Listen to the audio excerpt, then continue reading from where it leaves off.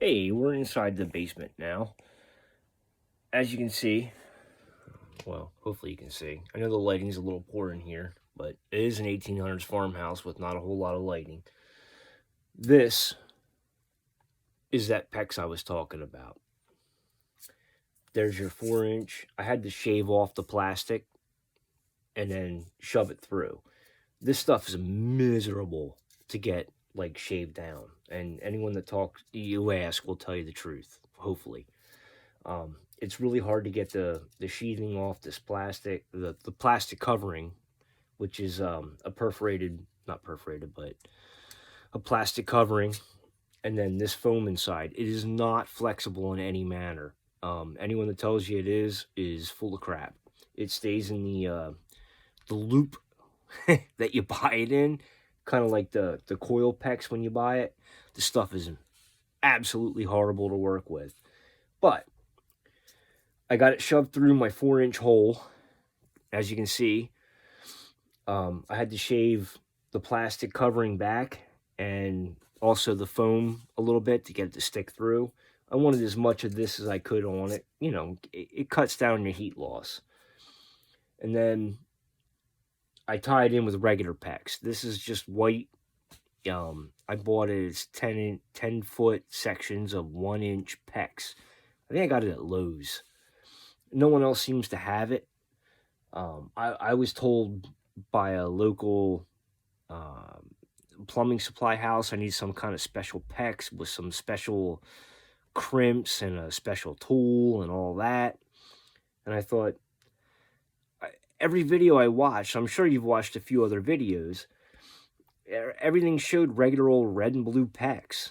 Well, I tried the coil PEX, but that stuff's miserable to work with, so I found the straight stuff, and it works pretty good.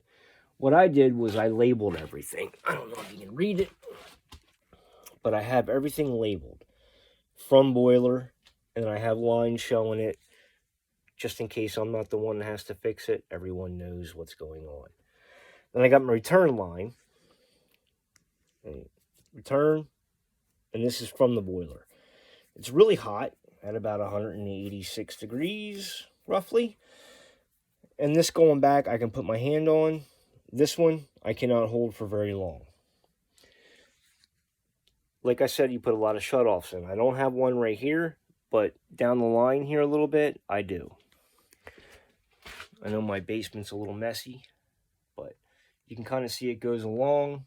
I have it going over the center beam right here. That's a center beam, holds up my floor joists. It goes up over that, and right on the other side, I have shutoffs. So as we go along, see, there's one of my shutoffs. I don't know if you can see, it probably can't. But right here's a shutoff. And right there's another one. And then you go along. I know, I need a few more hangers on this thing, but I didn't get around to that yet. So we get over to my hot water heater. I don't know if you can see that very well. Again, lighting is not very good. I have dogs. You'll hear them bark because there's noises in the basement. That's my hot water heater. And right there, there is my heat exchanger. It works really good. It is a bear to hook up. I'm not going to lie. Everyone else can. I'm not. I'm not a plumber, but I've done a lot of plumbing.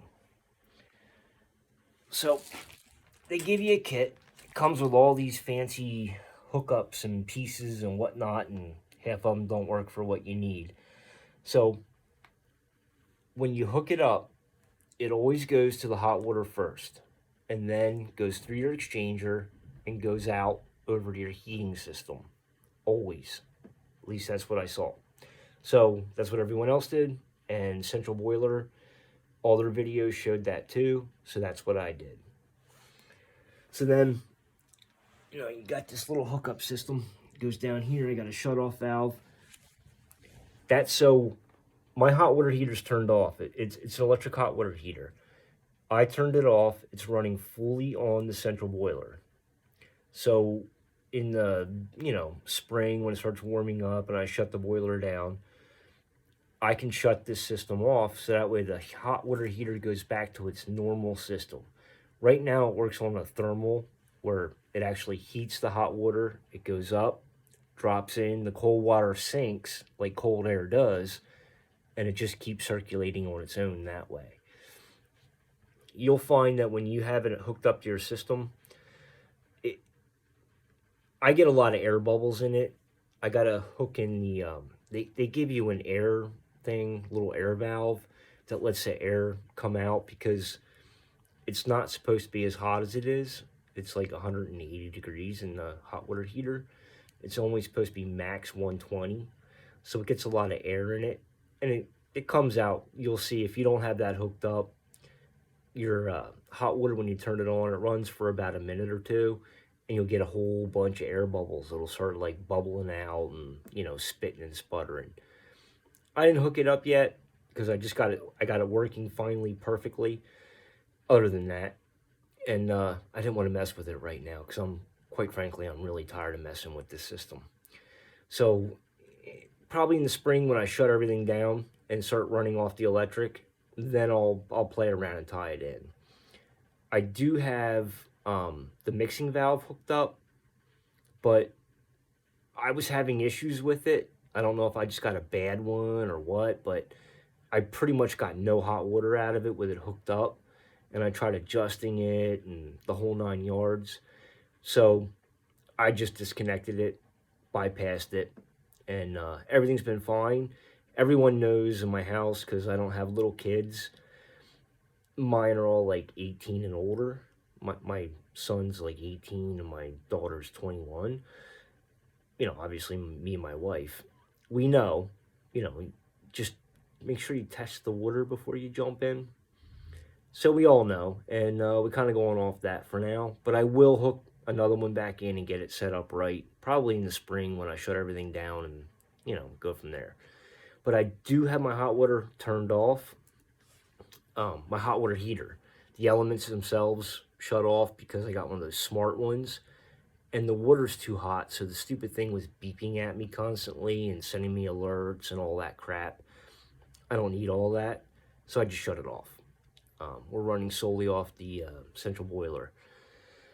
So, once we get all that, because I do have a low basement, because, again, I have an 1800s farmhouse. You probably really can't see it, but I don't have a whole lot of room between my floor joists and my hot water heater. So, everything's kind of tucked in there. I really can't get a good picture of it for you, so I'm just going to kind of skip past that. The diagram that comes with the heat exchanger for your hot water heater, the instructions are great, and that's what I went off of. They really work well. Just follow those. And then when you come off your hot water heater exchanger, you'll see it runs over. Let me show you here. I got a light right above my heater, so you'll be able to see this a hell of a lot better. But all my lines kind of run over. I have them labeled. Label everything. I figured it this way. You never know what's going to happen. You might not be around, or you might not be the one fixing the issues because you're not available or able to. So if everything's labeled, anyone can walk in and look at it and figure it out. So what I did was I ran over here, and then I teed in on my hot side. This is my fill side, my hot side. So this is always hot. As you can see, hot. I wrote it on everything. It's just a permanent marker written on everything. Returns right next to it, shows you kind of the direction it's flowing. One, while you're plumbing everything, you're not questioning yourself because you know. And two, the next guy that walks in can say, oh, that's the hot in, hot out. It's not like you have to try and figure it out. So I ran a valve with a garden hose that runs down. I have a little drain in the floor over here. That's so I can bleed it out. That was the whole system. This is how I filled it, and this is how you bleed it. What you do is you pretty much shut the return side off, fill your boiler for the first time. You just fill it up on one side, it blows all the air out.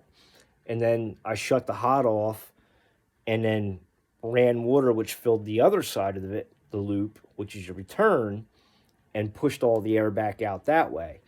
And then I had no air whatsoever in the system. It worked great. I really apologize for the lighting, but you can hear me, so that's all you really need to do. So, this is my masterpiece, my work of art. I don't know if it's right, and I'll probably get a million people telling me how wrong it is and whatever. I don't know. Again, I couldn't find a single person that would come out and even give me an idea, an estimate, or even begin to help me. They all told me as soon as I said, I'm installing an outdoor burner from Central Boiler, they all said, we want nothing to do with it. I actually called 8 different, plumbing companies or heating and cooling people. Nobody wanted to touch it. So I had to do the research and figure it out myself. I'm a little handy, so I did it. It works. I don't know if it's right, but it works. All right, so we're going to get down over here, and I don't know if you can see it or not. That's my heat exchanger. It's a heat plate exchanger. That's this guy right here. I don't know if you can see it. I'm kind of pointing to it right there. That's him. You have an in and an outside. The one thing that everyone keeps saying is if your hot goes in the top, your hot comes out the other side on the bottom. They're opposite, opposing. So if hot's top, hot's bottom. If that makes sense, if you kind of look at your thing and your instructions, you'll understand that. Then you go the other way. You're cold at the top, cold at the bottom. Vice versa, though. It's kind of diagonal. Cold, cold. Hot, hot. If you kind of have it in your hand, you'll understand that. So, my heating system is just a boiler system. I know my camera kind of is not the greatest because I don't have a whole lot of light here. I should have probably put a little more light so you can see. I have 2 zones. They're not zoned separately. They all work off the same thermostat. But I have a zone in the back which takes care of the upstairs. And then I have a zone in the front which does the downstairs. And I have 2 separate basements. So there's a couple of the radiators over there. What they say, if you watch Central Boiler, they show you like a drawing on a whiteboard. So that's what I did. And I looked at it. Everyone has videos of this stuff, but none of it really breaks it down. And it's kind of overwhelming and a little scary. At least it was for me. And I tackle a lot of projects. I mean, right down to painting cars and building a motor for a car. I've done pretty much anything you could think of. I've jacked up barns. I've repaired everything you could think of under the sun. I've done my own hot water heaters.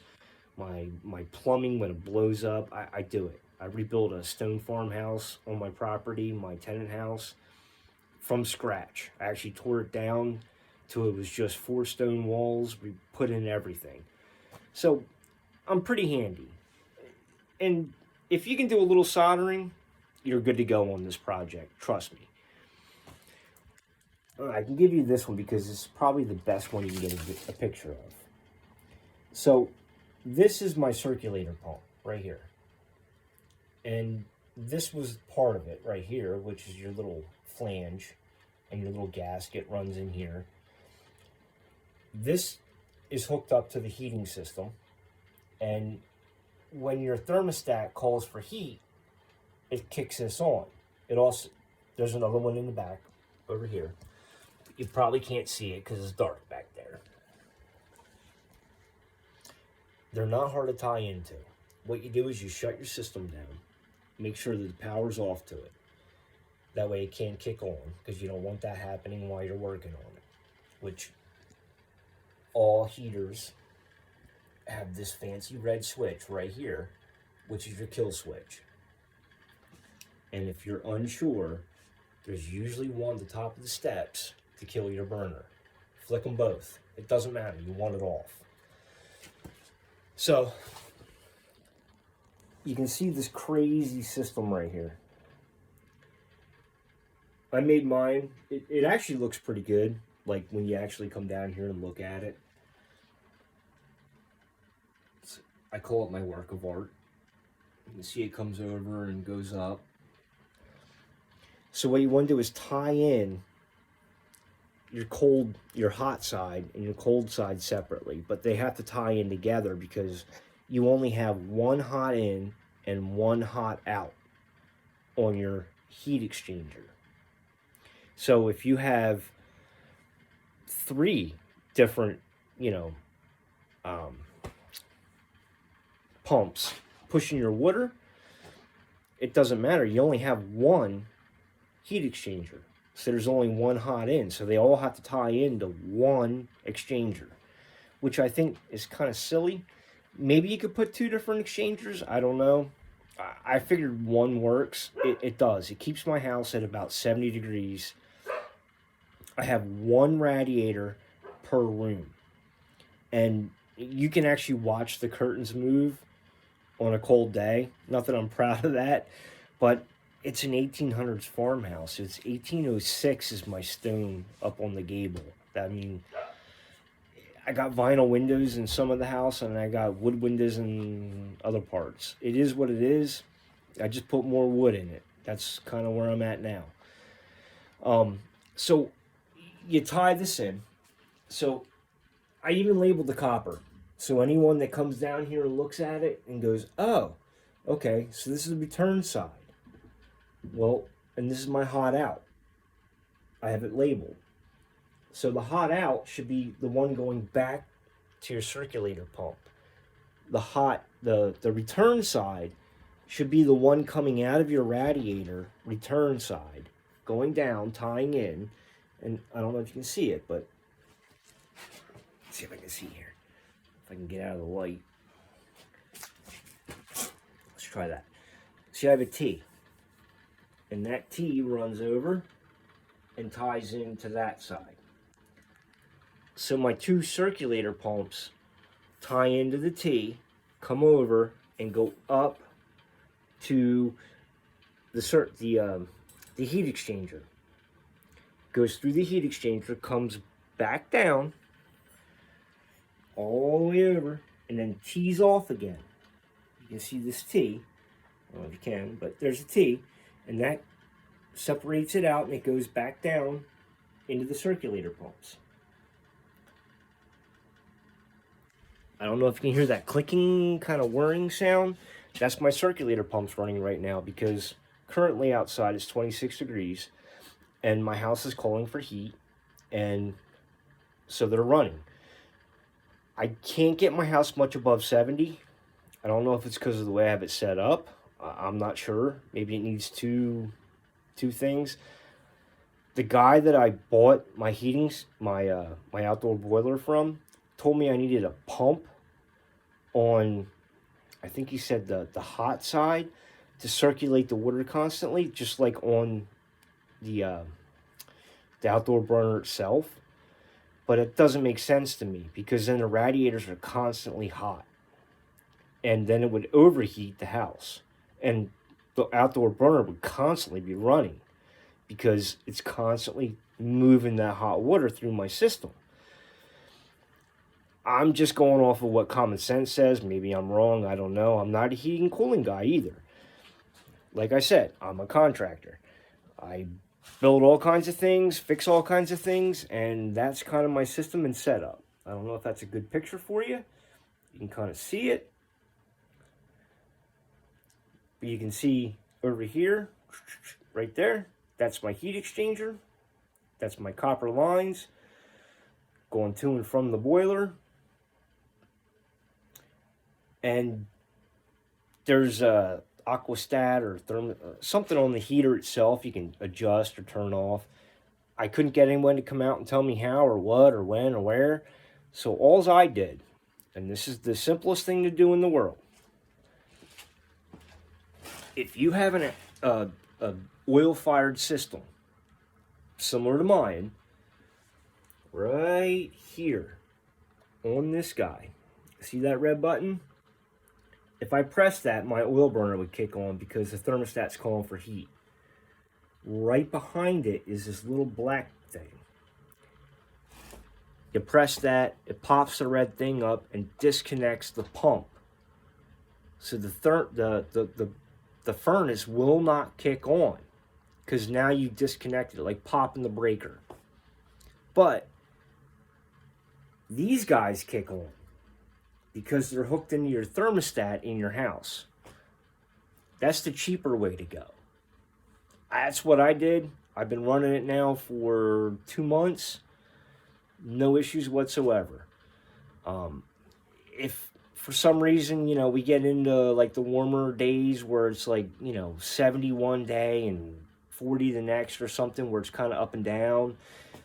For us, that's more like February and end of February, beginning of March, where you're up and down, where I don't really need the outdoor burner going. And maybe I'm getting low on wood because I didn't really realize how much wood it was going to run through. Well, I'm going to probably shut the boiler down, come down, press this red button, and my oil burner will kick on and take care of the system. But of course, I'm going to probably drop it back to 62, and it won't run that much. Right now, we're set at 70, and the house is pretty warm. I know I got my hat on, but I'm in the basement, and there's only one really tiny radiator down here, and I'm pretty warm down here. I'm actually about ready to start, taking clothes off. Some ways that I think I can save a little more in the way of heat and make my house more efficient is to wrap the 1-inch PEX with that foam pipe to insulate a little more so it keeps the heat in a little longer. If you're looking to do it, don't be scared. If you can solder a little bit, solder. Just do it. Put the copper on the hot side and roll with it. If you have the couple bucks to do it, because it's not cheap. You got to buy the good copper. I wouldn't go to like Home Depot and buy the copper, even if they have it. I put a couple unions in along the way in case I do have an issue down the road. I know our water's a little acidic, and I just didn't want any issues later on. If I do have a problem or I gotta change something, you take the unions apart, and then you can adjust or fix anything. Some people will tell you that it's really hard to bleed your oil burner system. It's not. On the oil burner itself, there is an air valve that lets water in and out. I don't know if you can see it because I'm probably going to be in the way, but I'll try here. See if I can get it in sight here. This guy right here. This is your water autofill. It's always filling water in because you got a heating system and you got evaporation going on. This guy here, if you flip this up, some are different kind of valves. Mine's an older, this is probably 15-year-old system. If you flip this up, it will just pour water in. Just like you turn your sink on, it will fill it up.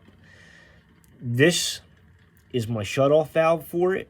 So when I was working on the system, I shut this off so that way this wasn't starting to fill it up, because you don't want that. You want to drain it. On the back side of my heater, there's an outside spigot valve. I put a garden hose and ran it over here to my drain. There's a couple shut-off valves along the way. I just shut them all off. I didn't know really what I was doing, but I shut them all off so that way the water that is in your system in the house cannot drain out. But that drains your system here. So that way you can work on it, because you don't want water pouring out because you can't solder with water in the pipe.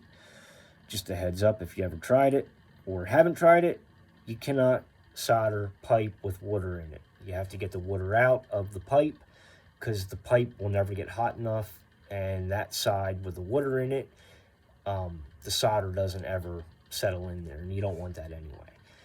So just a heads up for soldering copper, you don't want water in the pipe. and you drain it out.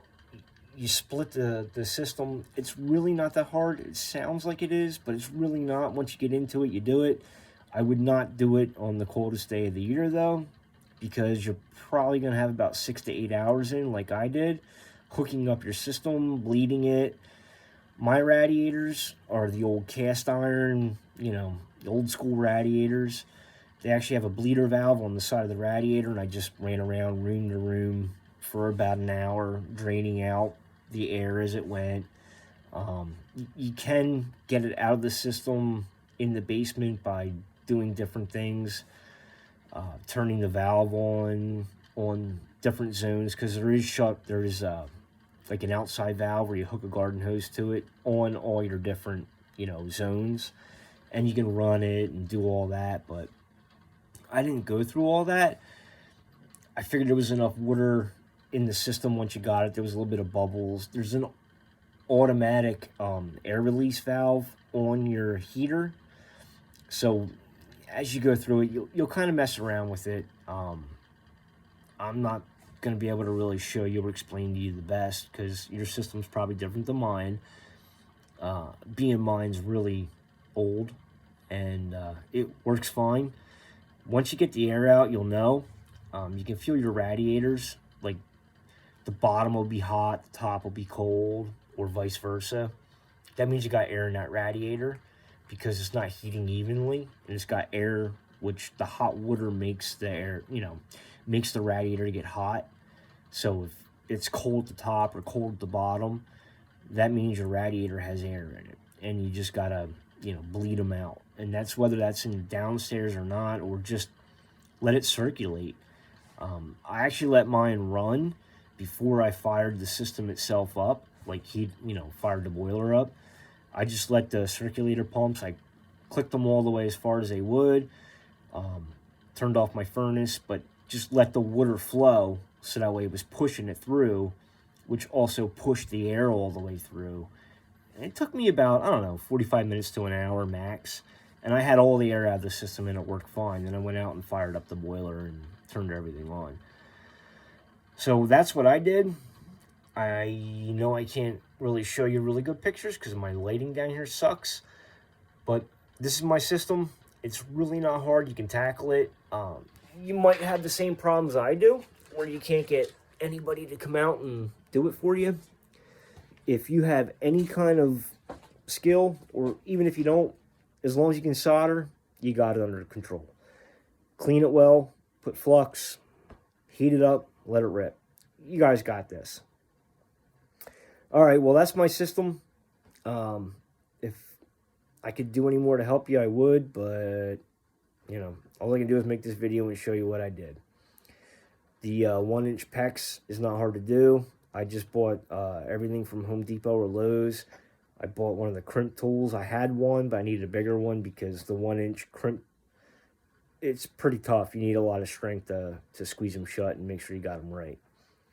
I pressurized the system, checked it. I don't have any leaks, and everything was good. So that's what I did, and good luck to you guys. I hope this helps.